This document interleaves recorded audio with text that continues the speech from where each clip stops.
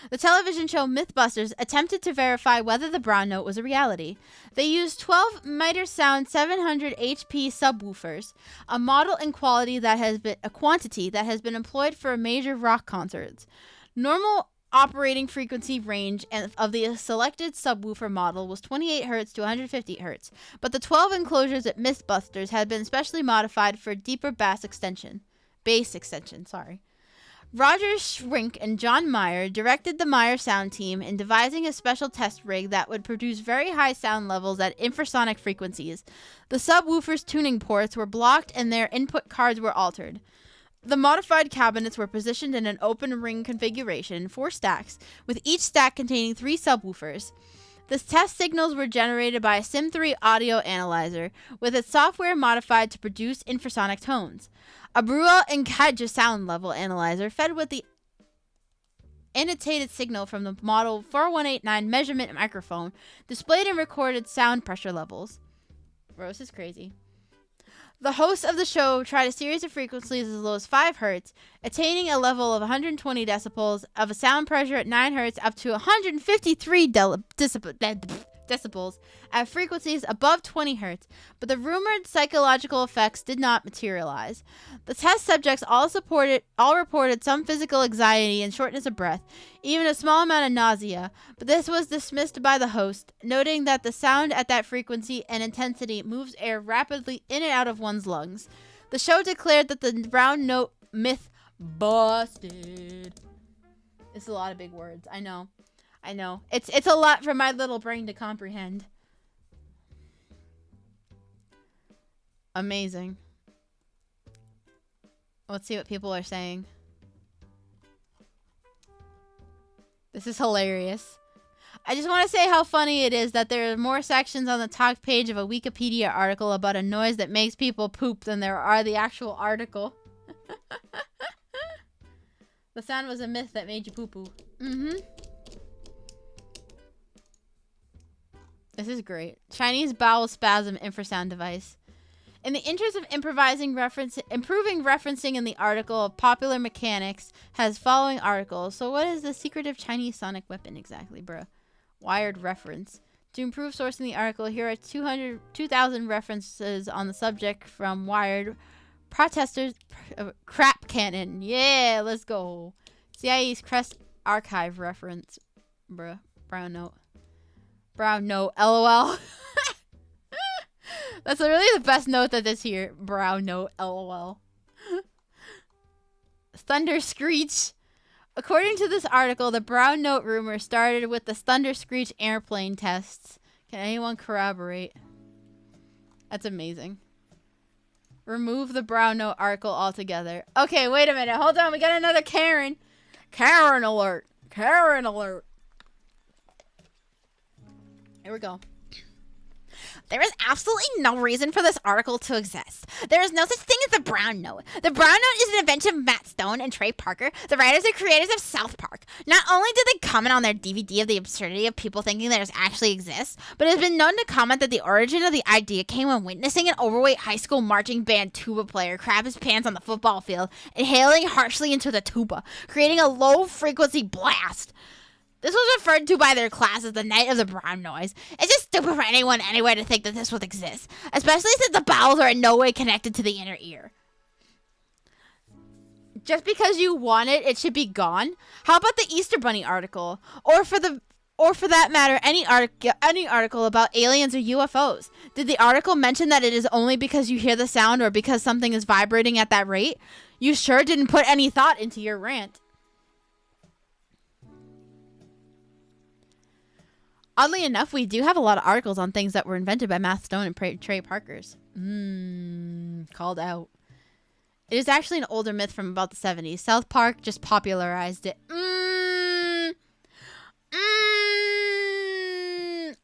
Wrecked. That person was the tuba player? Yeah, for real. What, the Easter Bunny doesn't exist? I may need to rethink my life now. The Easter Bunny! But it's funny, so hee hee. Oh, man. Let's see what else we got.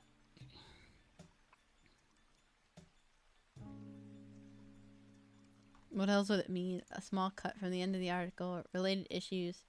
Brown noise is unrelated.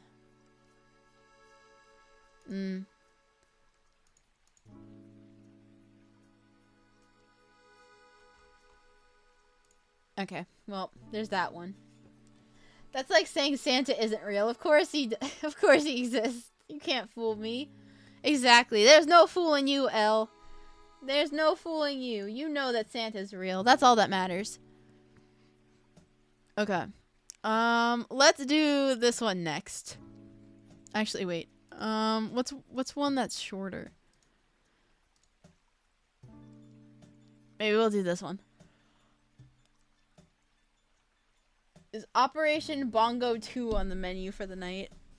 It wasn't. It couldn't be if you want it to be.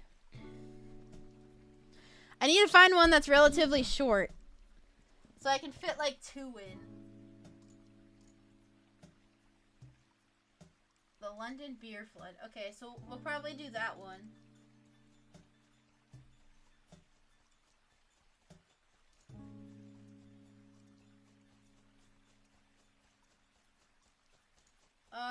Okay. So, where's the... Which one was it? Operation Bongo 2.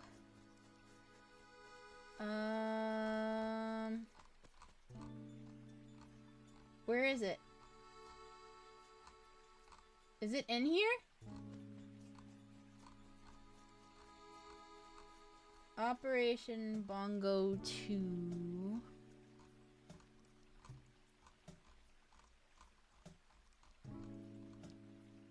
Death by Coconut. That's amazing.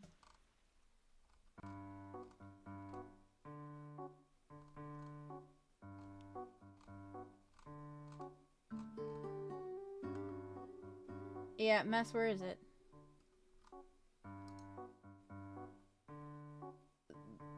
The Sonic Boom tests? Okay, sure. Alright. Sounds good. Alright. Let's try this one.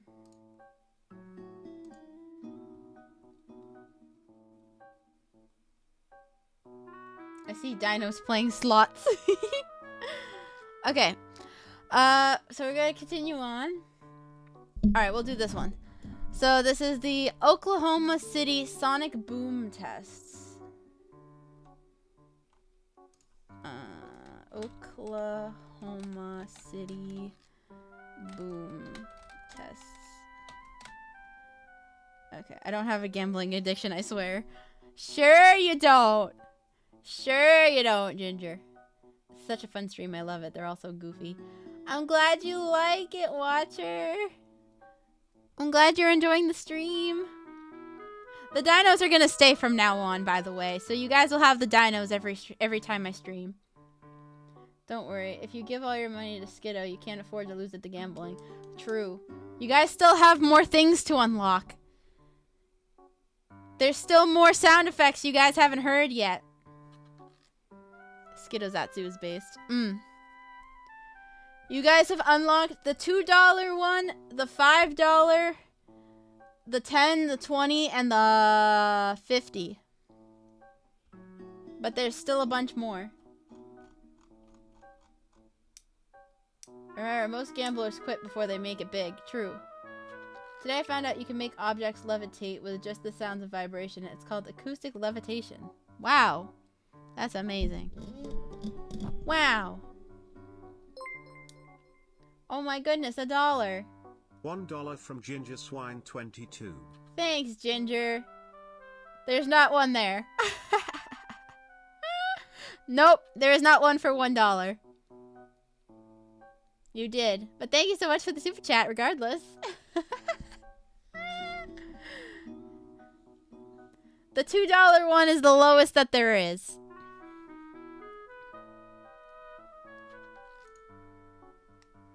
I didn't even know you could do $1. I didn't either.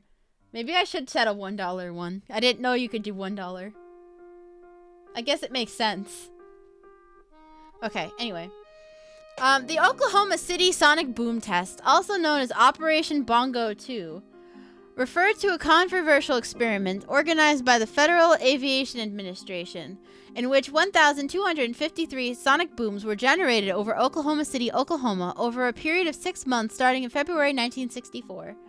The experiment was intended to qualify the effects of transcontinental supersonic transport aircraft on a city, to measure the boom's effect on structures and public attitude, and to develop standards for boom prediction and insurance data. Oklahoma City's population was perceived to be relatively tolerant of such an experiment, as it had an economic dependency on the nearby Monterey. I was like, what am I hearing?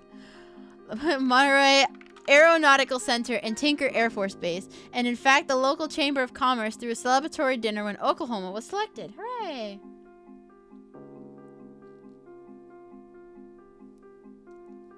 Y'all are over here betting. Guys are gambling in my chat. One more to 69. Wait, what? One more what? One more like? Ayo, bet.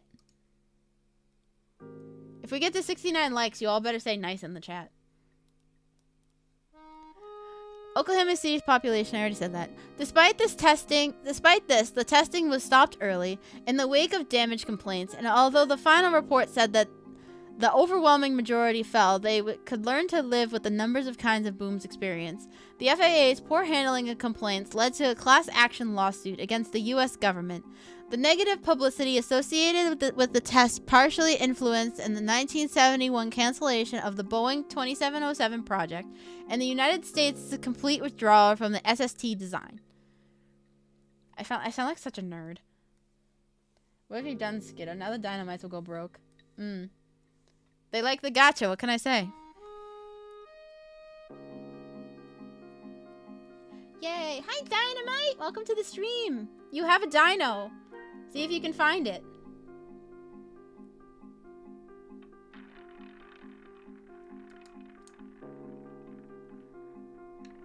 The dinos are gambling. This is amazing.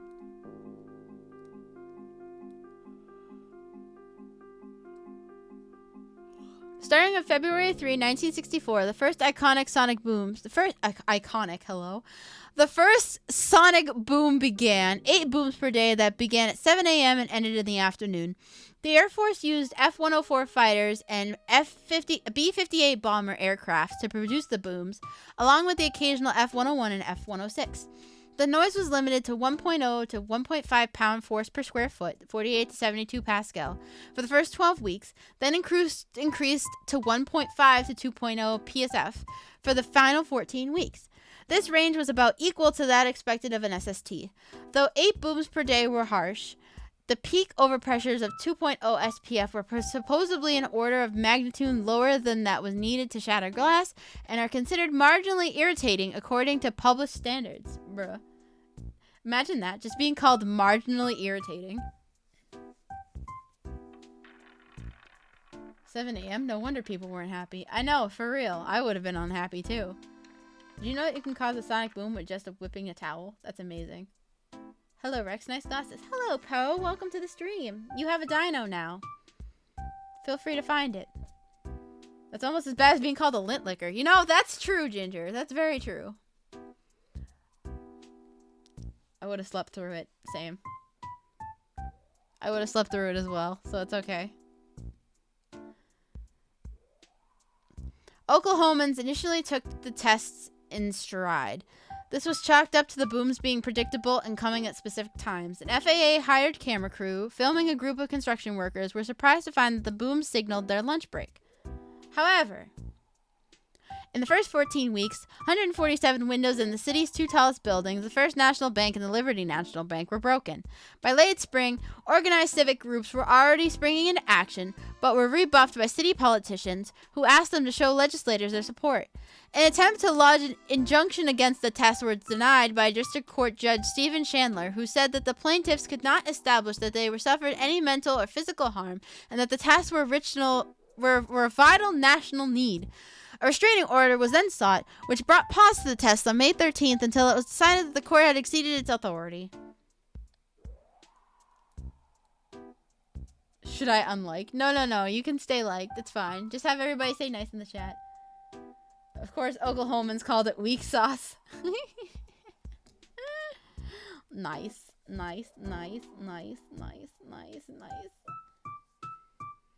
Alright, we're gonna remove the like goal for now.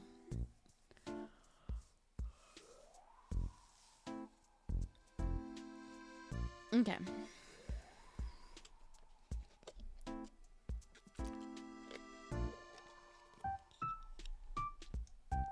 Oh, man.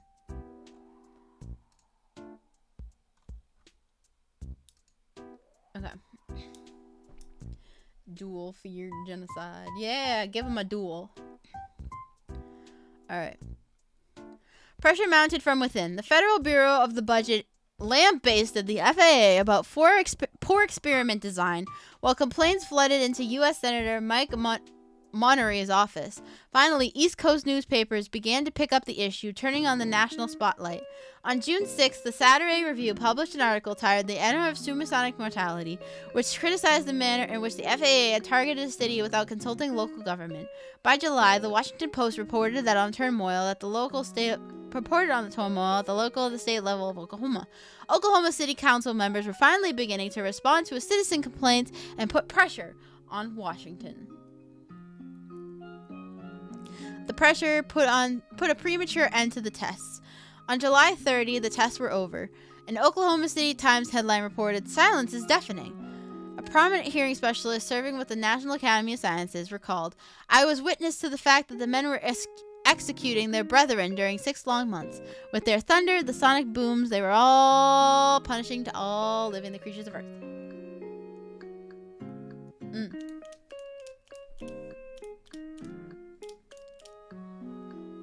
I have been slain yet again. Unfortunate for you. Okay. Results. Public opinion measurement was subcontracted to the National Opinion Research Center of the University of Chicago, and the report was released beginning February 1965. The FAA was displeased by the overly academic style of the report, but stressed the positive findings, saying the overwhelming majority felt that they could learn to live with the numbers and kinds to boom experience. Indeed, the NORC reported that 73% of subjects in the study said that they could live indefinitely with 8 sonic booms per day, while 25% said that they couldn't. About 3% of the population telephoned, sued, or wrote protest letters, but Oklahoma City surgeons and hospitals filed no complaints. However, the city population at 500,000 that 3% figure represented 15,000 upset individuals. There were 9,554 complaints of damage to the buildings, 4,629 formal damages claims, and 229 claims for a total of $12,849.32 for mostly broken glass and cracked plaster. The FAA rejected 94% of all the claims it received, fueling a rising tide of anger that soared even after the experiment's conclusion. By 1965, Senator Monterey had grown extremely upset over hundreds of letters from his constituents complaining about the FAA's cavalier manner of dismissing claims, and began demanding frequent reports of the agency. As late as May 1966, the FAA is still attempting to respond to all of Monterey's inquiries. The SST program lost all support from Monterey, who initially became a key supporter,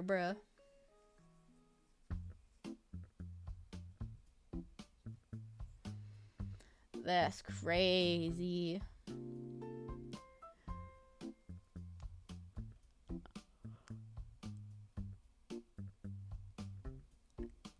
The Oklahoma City experiments were partly to blame for weakening the FAA's authority on the sonic boom issues. After the tests, President Lyndon B. Johnson's Presidential Advisory Committee transferred matters of the policies of the FAA to the National Academy of Sciences. So, here's my question. Since Lyndon B. Johnson is here, did he make this decision while he was in the bathroom? I feel like that is a good question to ask. Was he in the bathroom when he made that decision?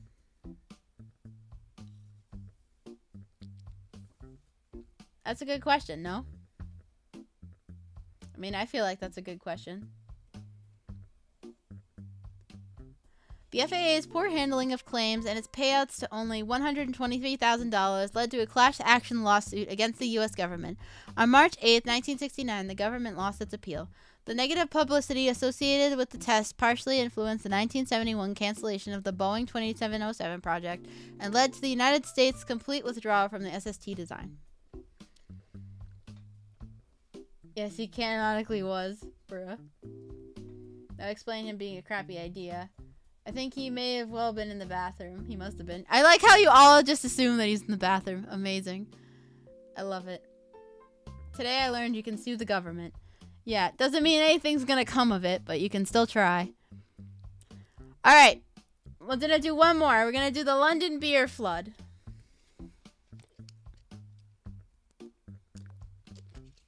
Actually, no. Because Pizza sent in a super chat, we'll do his. I don't know. Wait, should we do the beer flood or Timothy Dexter?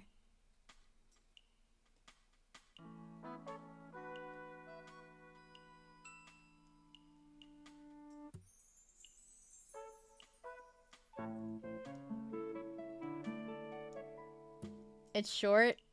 Okay, you know what? We'll do both. We'll do both. It's alright. We'll do both. Okay, so first one is Timothy Dexter.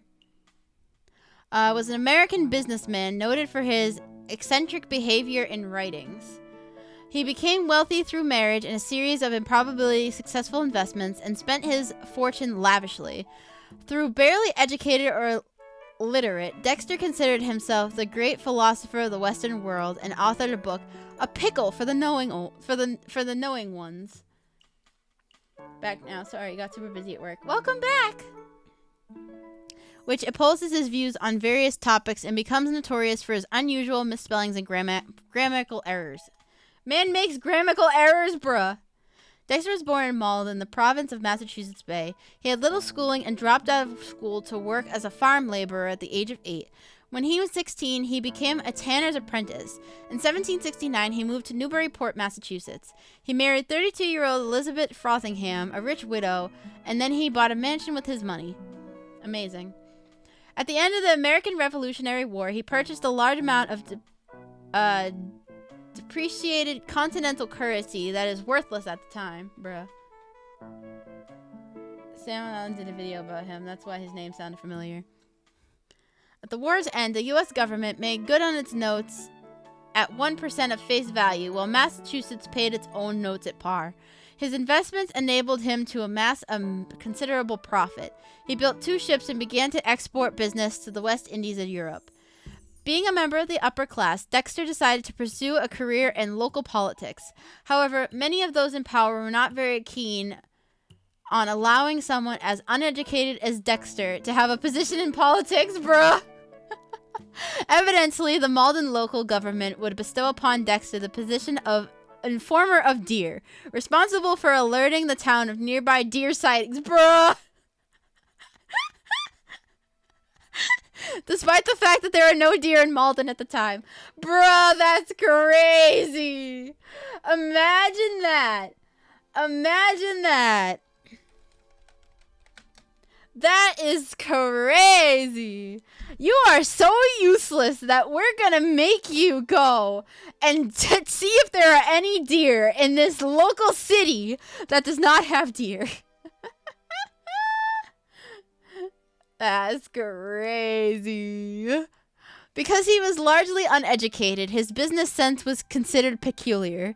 He was advised to send bed warmers, used to heat beds in the cold New England winters, for resale in the West Indies, a tropical area.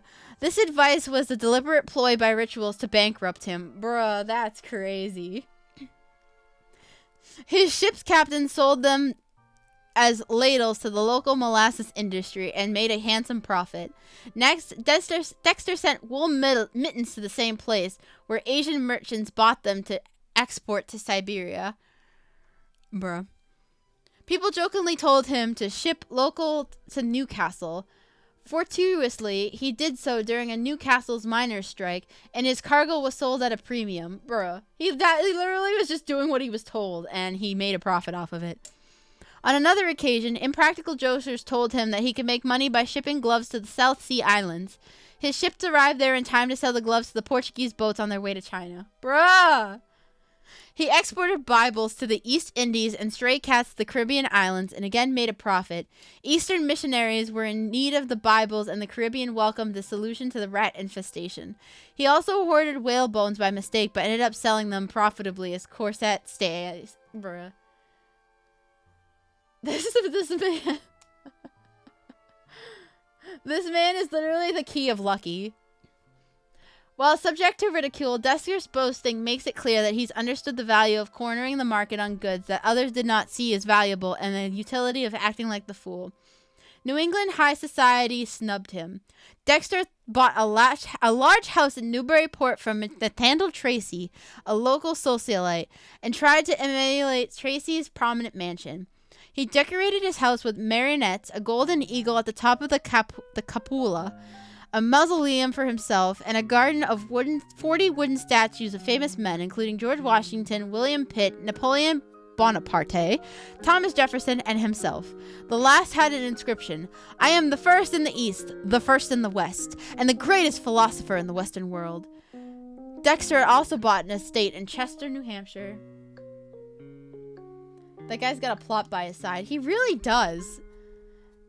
Some idiot from Massachusetts. He made out for himself. Despite his good fortune, his relationship with his family suffered. He frequently told visitors that his wife, who was actually alive, had died, and that the woman frequenting the building was simply her ghost. Bruh. In one notable episode, Dexter faced his own death to see how people would react, and about 3,000 people attended Dexter's mock wake. When Dexter did not see his wife cry, he revealed the hoax and promptly canned her for not sufficiently mourning his death. Bro, this man broke up with her. This man went and literally, like, divorced her because she did not cry at his funeral. That's crazy. Dude is actually a G. I'm backlighting him a stand. Welcome back, Dino Dad! That's crazy. Oh my god, that's amazing. Wait, so this guy wrote a book?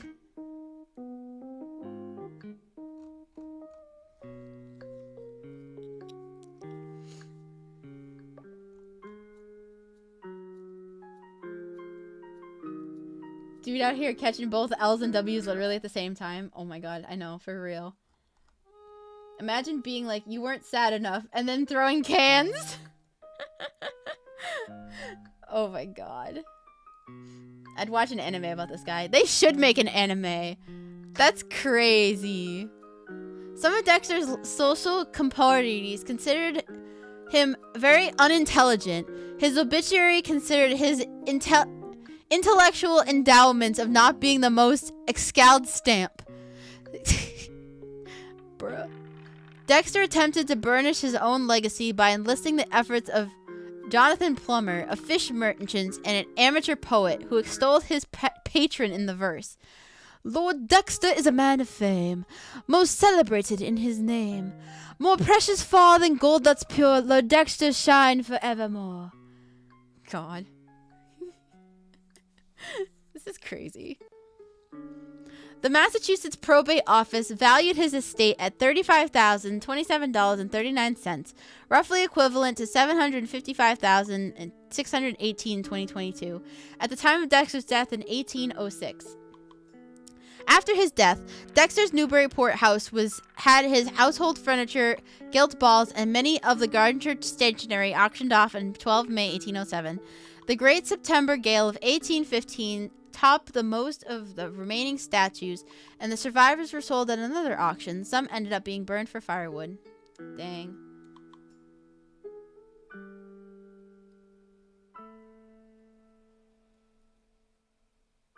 Mom, Skiddo's being intelligent again.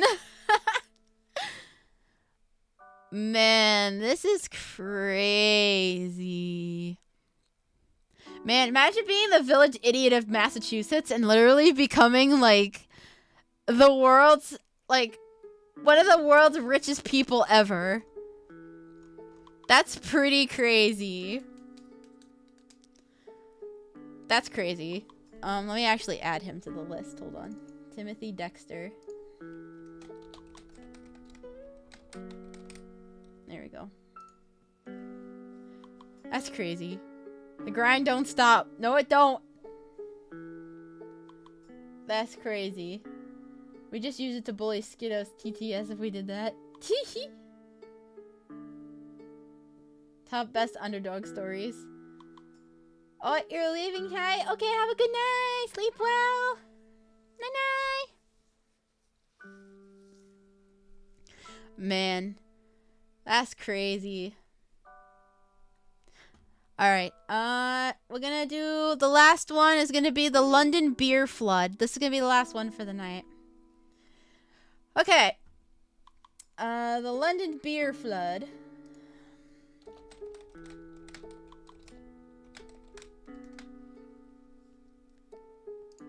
Moral of the story. Drop out of school, marry rich, follow the advice of your enemies. Oh, man. What a story to live, man. Finally, alcoholism. Finally, alcoholism. Alright, last one. Here we go. The London beer flood was an accident at Muir & Co.'s Horseshoe Brewery, London, on 17 October 1814. Don't forget to tell people your alive wife is dead to your guests. True. It took place when one of the 22-foot-tall wooden vats of fermenting porter burst. The escaping liquid dislodged the valve of another vessel and destroyed several large barrels. Between 128,000 and 328,000 imperial gallons of beer were released in total. That's a lot of beer. The resulting wave of porter destroyed the back wall of the brewery and swept into an area of slum dwellings known as St. Gillies Rockery. 8 people were killed, 5 of them mourners at the wake, being held by an Irish family for a 2-year-old boy. That's unfortunate. So they died at a they died at a funeral. That's real. That's like ominous. I feel like that's very ominous. Dying at a funeral or a wake is kind of ironic, yeah. Free all you can drink beer. At least they're already there, I guess. Maybe they got a discount, bruh. 8 people were killed and blah, blah, blah, blah. The coroner's inquest returned a verdict that the 8 had lost their lives casually, accidentally, and by misfortune. The brewery was nearly bankrupt by the event. It avoided collapse after a rebate from the HM excise on the lost beer. The brewing industry gradually stopped using large wooden vats after the accident. The brewery moved in 1921, and the Dominion Theater is now where the brewery used to stand. Milks & Co. went into liquidation in 1961. If only Badlands had been there. I know. Background. In the early 19th century, the Mews Brewery was one of the 2 largest in London, along with Whitbread. In 1809, Sir Henry Mew purchased the Horseshoe Brewery at the junction of Tottenham Court Road and Oxford Street. Mew's father, Sir Richard Mew, had previously co-owned the Griffin Brewery. God, I can't speak anymore. Haha, good pun. Firelands, Minecraft. Ooh. Oh, it's Battle Royale time. Here come the dinos. There they go. There goes the dinos from the airplane. Who's the big one? Oh, it's Pizza. All right.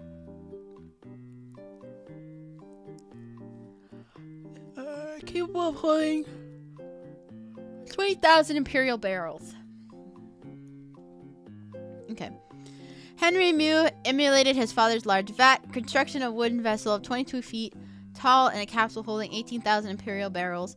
80 long tons, 81 metric tons of iron hoops were used to strengthen the vat. Mew Brewery brewed only porter, a dark beer that was first brewed in London and was the most popular alcoholic drink in the capital.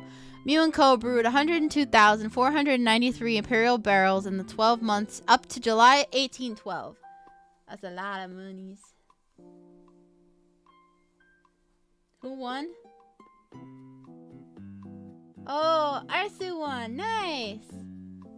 Woo! Nice.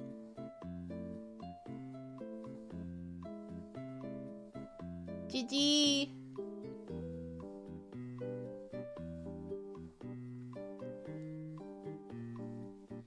Alright, okay, we're gonna TLDR this because you guys like the dino. So let's just see. The coroner's inquest was held at a workhouse of St. Gilles Parish in 19 October 1812.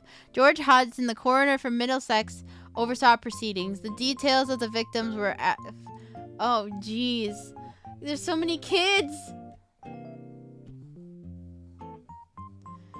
Eleanor Cooper, 14. Mary Mulvey, age 30. Thomas Murray, age 3. Hannah Bamfield, age 4. Sarah Bates, 3. Anne Seville, 60. Elizabeth Smith, 27. Catherine Butler, 65. Okay, let's see what actually like the talk stuff is. There's nothing. Amazing. Maybe if you bathed, you wouldn't have to. Okay, hold on. I'm gonna bring this over here so I can see. Oop. Sorry. Apparently that messes things up. Okay. Never mind. I guess I won't be doing that. I guess I'll move this over here instead. Okay. Alright, so. I like seeing all these dinosaurs on the screen. This is so cute. Okay, so do you guys like the dinosaurs? Do you guys want to keep the dinosaurs for the future? Do you guys like them?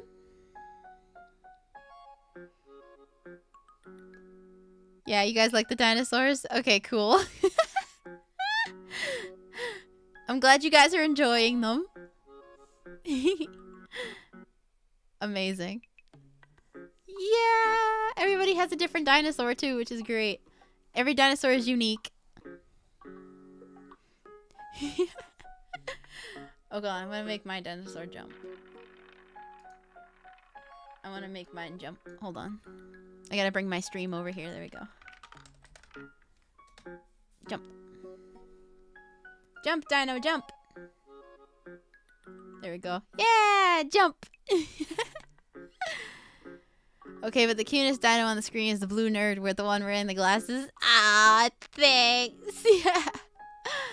I am very nerdy right now. Oh, they're shiny and new. True. I like dinos, but that does seem like we spam a lot more because of them. That's okay. I mean, there wasn't really to say during the stream anyway, because it was mainly just me reading. But, I mean, that's okay.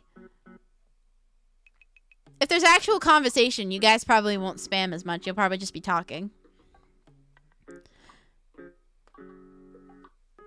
Roulette is rigged like trying to duel Skiddo. Alright, bet.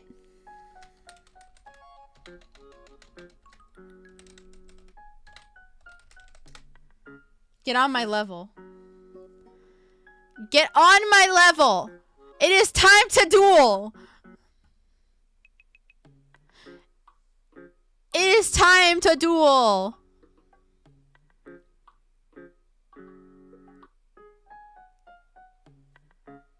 Oh, blue-haired? Oh, sorry, I misread. My bad. I thought you said blue nerd. Oh boy. Duel. Let's see who wins. Oh, Mess is down for the count. Oh, I have little health left. Oh, I'm down for the count. Oh, Dino Dad, you can do it. Come on, Dino Dad. Oh, it's between Dino Dad and Surge. Oh, it's between Dino Dad and Surge. Oh, no, Dino Dad.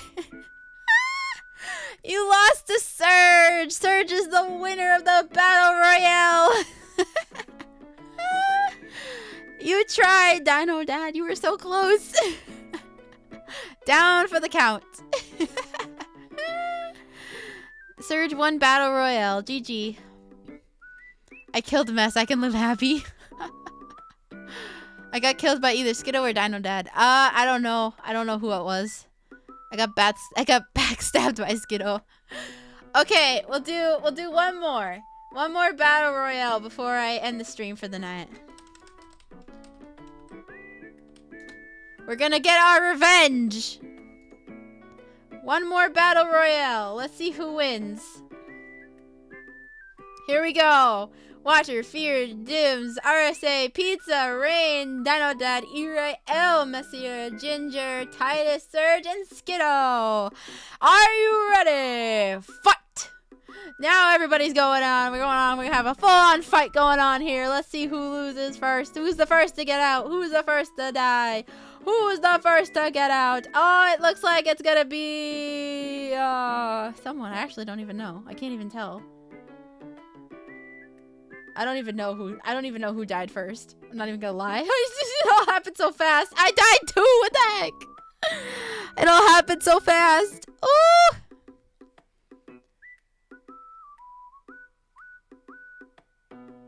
Oh, there goes Ginger. Ginger's down for the count. It's Feared, Mess, and Surge now. Oh, Surge is down for the count. It's Feared and Mess now. Feared and Mess going for the end. Who's gonna win? Who's gonna win? It's Mess and Feared. Oh, no. Who's gonna lose? Who's gonna lose? Oh, I think it's gonna be Mess. I think Mess might lose. We'll see. We'll see. Oh, it's gonna be between Mess and Feared. Oh, Mess is down for the count. Oh, no. He's still up. He's still up. He's still up. He's running away from Feared. He's running away. Oh, Mess is down for the count. Feared wins. Oh, GG, you guys. GG, Mess. Feared was the winner. Oh, man. What a fun time. Next time, brother. Mess put up a good fight. That he did. He did indeed. He put up a very good fight. I'm so glad you guys enjoy this. I actually, I saw a bunch of Dino VTubers use this for their chats, and I actually went into Pocket's chat. She was streaming last night, and she had it, and I was like, Pocket, what is this? What are you using? Because I'm intrigued. I want to do this with my chat. And they were like, she told me what it was, and I was like, oh, okay. So I spent a good portion of the night last night trying to figure out what this was, and I figured it out, and I was like, heck yeah, I can't wait to do this on stream tomorrow, and I was so excited, and now we're here, now we have dinos, you guys, we have our own dinosaurs!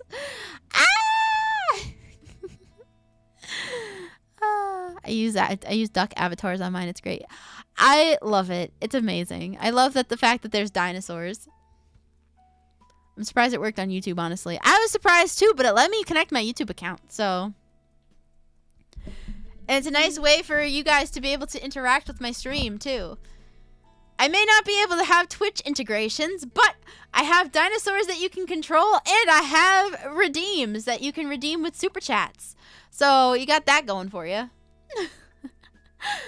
I make the best of what I can with what I've got. It's fine. It's pretty fun looking at these. It's pretty fun. Looking at these makes me feel like a little kid watching distracting videos. Very true.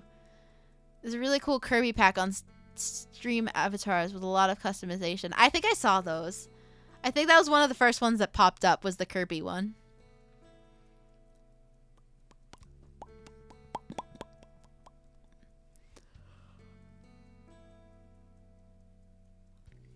Man, we may not have Twitch integrations, but we have Skiddosaurus, which is much better.